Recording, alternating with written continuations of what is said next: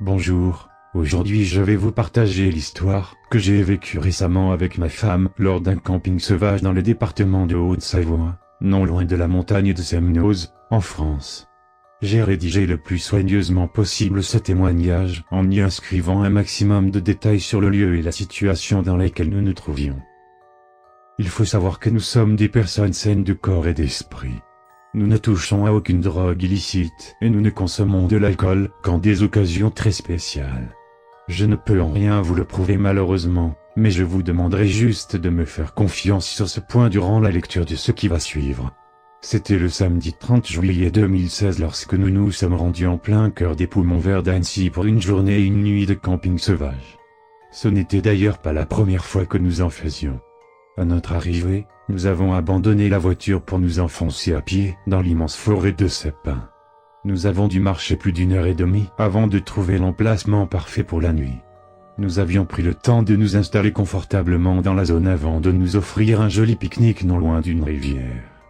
Nous sommes restés pratiquement toute l'après-midi à explorer les environs, sans pour autant trop nous éloigner de la tente.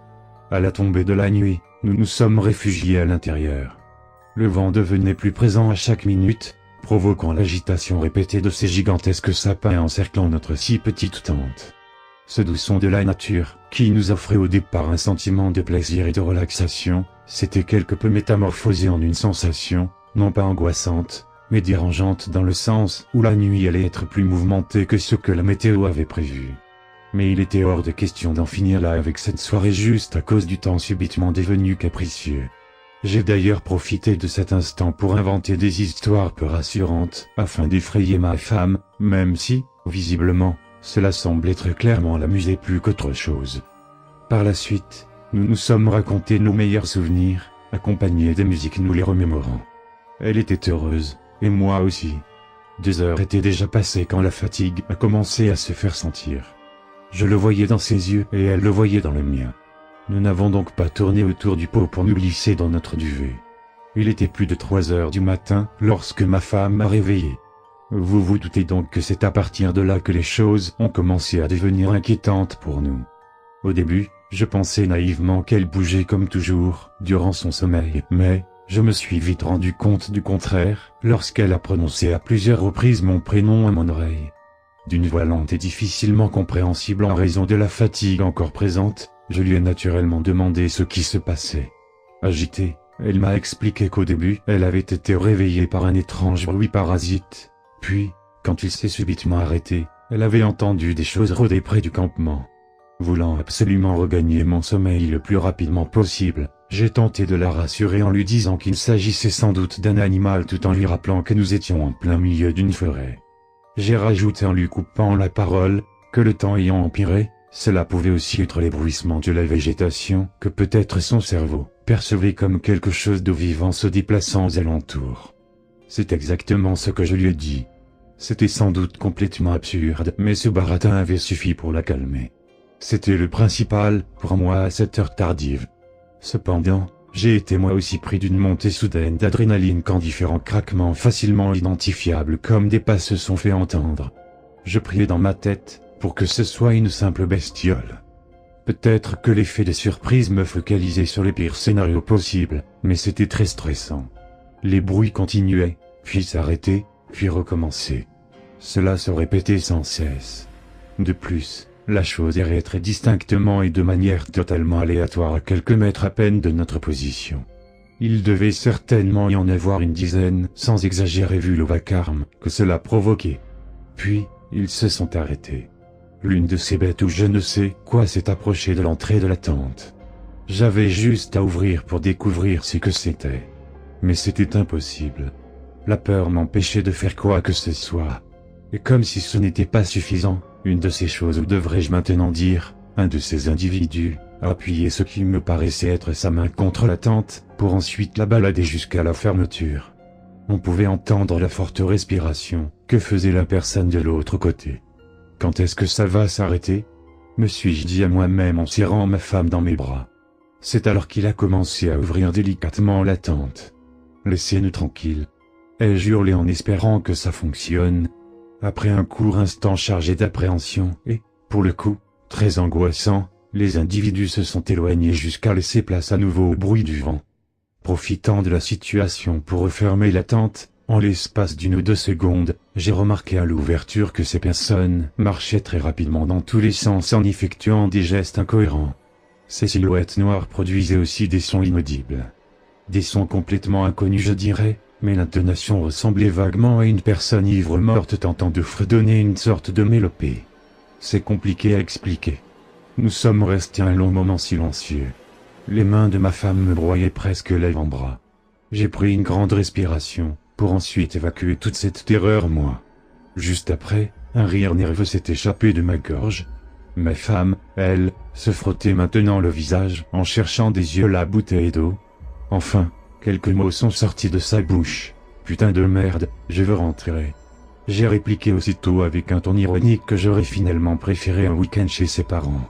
J'avais réussi à légèrement détendre l'atmosphère. J'ai quand même suggéré d'attendre un peu afin d'être sûr que cet arrêt s'était barré. Cigarette en bouche, nous sommes sortis de la tente en rangeant nos affaires dans les sacs. Je ne pouvais pas m'empêcher de sursauter à chaque bruit que la nature engendrait. Pour ne rien vous cacher, je tremblais dès que j'avouais le dos tourné à la forêt. Je râlais à chaque fois que je n'arrivais pas à rentrer quelque chose dans un sac. L'anxiété me rendait tellement maladroit. Je voyais très bien que ma femme ne voulait pas perdre une seconde. Elle était silencieuse mais dans ses faits et gestes, je n'y voyais que de la frayeur. C'était sûrement des jeunes complètement drogués, ai-je dit, en me rendant compte immédiatement après que j'aurais dû la fermer. Elle est restée silencieuse. Quel idiot. Comment avais-je pu penser que cela allait la rassurer? J'étais furieux à l'idée que ce week-end se terminerait là-dessus, mais, cette fois-ci, je suis resté plongé dans mes pensées sans rien dire. Enfin, il n'est plus resté que la tente à ranger. Ma femme s'est rallumée une cigarette tandis que je réfléchissais à comment m'y prendre pour ne pas avoir de difficulté à plier cet abri. Cette situation commençait de plus en plus à m'énerver mais je faisais tout pour ne pas le montrer. Et, ce vent brutal m'empêchant de me concentrer, me déboussolait davantage. Pourtant, le ciel était entièrement dégagé. Il n'y avait aucun nuage, aucune étoile et étrangement, aucune lumière provenant de la lune. En fait, le ciel était juste noir. J'ai soupiré et secoué la tête, en haussant les sourcils pour exprimer ma confusion. Pour vous dire, je n'avais pas vraiment la tête à chercher une explication à ce moment-là. Après plusieurs essais, pour ranger cette fichue tente, j'ai inconsciemment dit à ma femme, « Fais chier.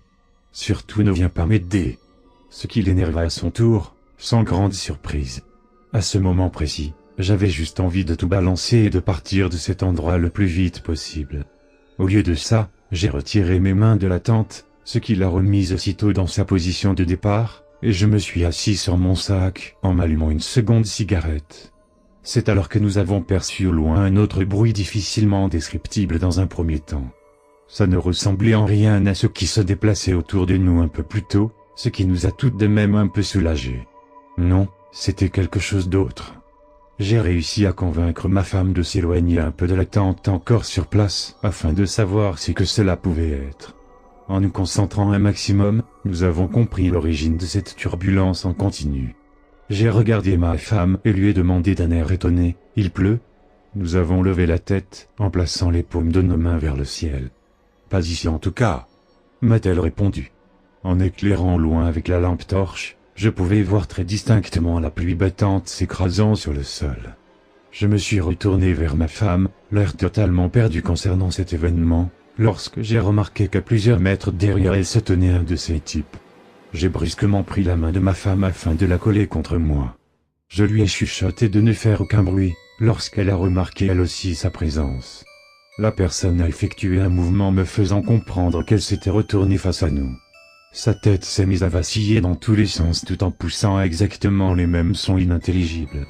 Je pouvais voir difficilement des choses se déplacer dans les forêts, des mouvements vifs et instantanés. Ces voix pétrifiantes confirmaient que ces personnes n'avaient rien de normal. J'agitais ma lampe torche partout dans la forêt.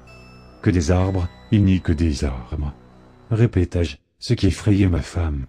Enfin, j'ai vu brièvement ces silhouettes se déplacer rapidement derrière les sapins. Contre toute attente, ces agitations se sont arrêtées d'un coup, d'un seul.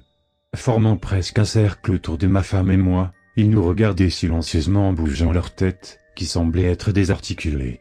Sans réfléchir, nous en avons profité pour courir jusqu'à notre tente que, heureusement, je n'avais pas encore démontée. Une fois à l'intérieur, nous les avons entendus marcher tout droit vers nous. Aussitôt après, ce crissement très perturbant identique à celui qu'avait entendu ma femme avant qu'elle ne me réveille s'est mis à résonner dans nos têtes, ce qui a également causé une étrange réaction sur les personnes autour de nous. Ça frétillait de partout. Comme si ça avait déclenché quelque chose en eux. Et, d'un instant à l'autre, il n'y avait plus rien. Seul était présent cette sorte de brouillage imperceptible et insupportable, dont l'origine m'est toujours inconnue, accompagné du vent et des bruissements de la végétation. Finalement, le grésillement désagréable s'est éloigné tandis que le son de la pluie se rapprochait, jusqu'à ce qu'il arrive juste au-dessus de la tente. À ce moment-là, ce mystérieux son indescriptible avait totalement disparu avec cette ambiance littéralement terrifiante, laissant ainsi derrière elle une atmosphère reposante et rassurante même si, au fond de nous, nous n'étions pas sereins pour autant. Calmement, toujours sur mes gardes, j'ai sorti la tête dehors, confirmant que nous étions bel et bien seuls. Tout en recevant de la pluie sur mon visage, je contemplais de nouveau le ciel en remarquant cette fois-ci des nuages et la timide lumière de la lune. Le ciel n'était plus vide. Il n'était plus noir. Il était plus de 4 heures du matin lorsqu'on a définitivement quitté la forêt afin de se rendre à la voiture, pour directement après rentrer chez nous. Nous étions toujours sous le choc durant le trajet. Ce que nous avons pu vivre, ce que nous avons pu voir, tout ça je ne pourrais pas véritablement y trouver une explication rationnelle. J'ai pas mal d'hypothèses en tête à ce sujet, mais je préfère les garder pour moi-même. Ce sont les faits qui sont primordiaux. C'est déjà assez difficile pour moi de partager cette histoire, assez incroyable je vous l'accorde, malgré le fait que je compte rester anonyme jusqu'à la fin. Et puis je ne voudrais pas paraître plus dingue que je pourrais sembler l'être dorénavant.